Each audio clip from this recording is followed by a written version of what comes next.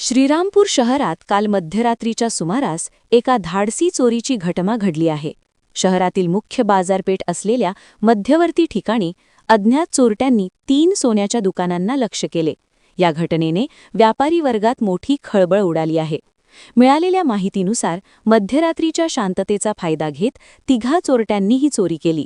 चोरट्यांनी सुरुवातीला 2 दुकाने फोडण्याचा प्रयत्न केला, मात्र त्या ठिकाणी यश न आल्याने त्यांनी आपला मोर्चा महेश महाले यांच्या सोन्याच्या दुकानांकडे वळवला. महाले यांच्या दुकानाचे कुलूप तोडून चोरट्यांनी आत प्रवेश केला आणि 1 किलो चांदीसह सोन्याचे मौल्यवान दागिने लंपास केले. चोरट्यांनी चोरलेल्या मालाची किंमत लाखांच्या घरात असल्याचे सांगण्यात येत आहे.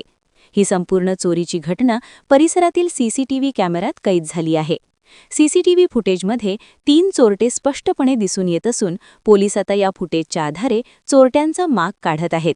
श्रीरामपूर शहराच्या वर्दळीच्या आणि मुख्य ठिकाणी चोरी झाल्याने व्यापाऱ्यांच्या सुरक्षेचा प्रश्न पुन्हा एकदा ऐरणीवर आला आहे. या घटनेनंतर व्यापाऱ्यांमध्ये भीतीचे आणि संतापाचे वातावरण आहे.